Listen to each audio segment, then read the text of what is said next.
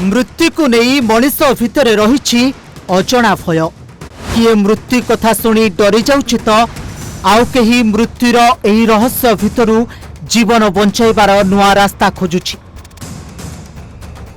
भारतर नामी दामी कंपानी जोमाटोर प्रतिष्ठाता मृत्यु को टाली देबा पई व्यवहार करिसंती किछि एभली यंत्र जहां आपनकु जानिबा निहाती दरकार। जोमाटोर मालिक दीपेंद्र गोयल लगेइछंती एमिति चिप जहां मृत्यु को मध्य टाली देई पारे। शरीर में सदा सर्वदा रक्त प्रवाह हेबा सहित मस्तिष्क को अम्लजान प्रवाह मध्य जारी रहिबो। दीपेंद्र गोयल एही चिप पछरे लगेइछंती 2500 कोटी। तेबे किभली एही डिवाइस बंचई पारिबो मनुष्य जीवन, कौन रहिछि एही कॉन्सेप्ट पछर सत्यता आसंतु जानिबा। एही डिवाइस रो नाम हेउछि ग्रेविट एजिंग हाइपोथेसिस, जहां मस्तिष्क को प्रत्येक समय रे मॉनिटर करिबो। मनुष्य मस्तिष्क भितरे कौन परिवर्तन हेउछि एही डिवाइस माध्यम रे जानि हेबो। मस्तिष्क को उपयुक्त परिमाणर रक्त संचालन हेउछि कि नाही, मस्तिष्क मध्यरे अम्लजानर मात्रा सठिक अछि कि नाही, से सबु किछि नियंत्रण करिबो एही छोटो डिवाइस। एही छोटो यंत्र साहाय्य रे मनुष्यर बढ़ुथबा बयस को मध्य कम करि हेबो। मनुष्य चिर यौवन होई रहिबा पई एही यंत्र रामबाण भली कार्य करिबो। जोमाटो मालिक दीपेंद्र गोयल एक पॉडकास्ट रे बसिथिबा बेले कान पाखरे एक छोटो चिप सदृश यंत्र लगाइथिबार नजर आसीथिला। दीपेंद्र को चिप उपरे समस्तक नजर थिला।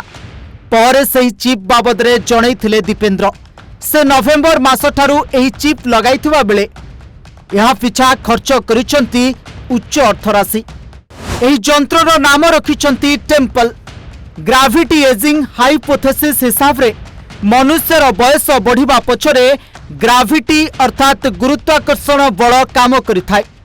समय सहित ग्रेविटेशनल फोर्स मस्तिष्क भीतर को रक्त प्रवाह और अम्लजान स्थिति को प्रभावित करिथाय।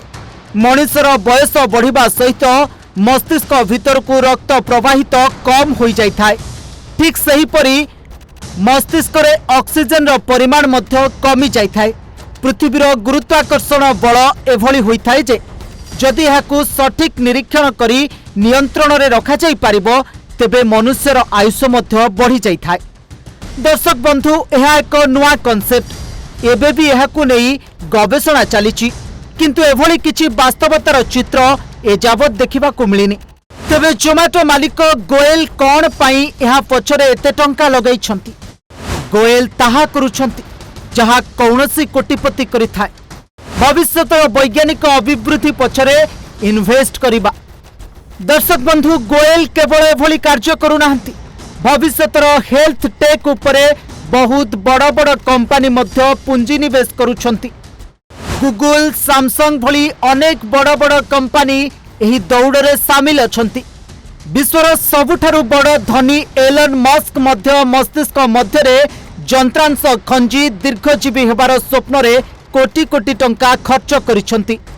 आउ एही दौड़रू गोयल किभली पछरे रही जाई पारिबे, खास सेथिपाई दीपेंद्र गोयल मध्य ग्रेविटी एजिंग हाइपोथेसिस को विकसित करिबारे लागिले। तेबे सोशल मीडिया रे गोयल से लगाइथिबा ही टेम्पल नामक डिवाइस विषय जणाइला परे गोयल को अनेक नकारात्मक कथा सुनिबा को मिलिछि।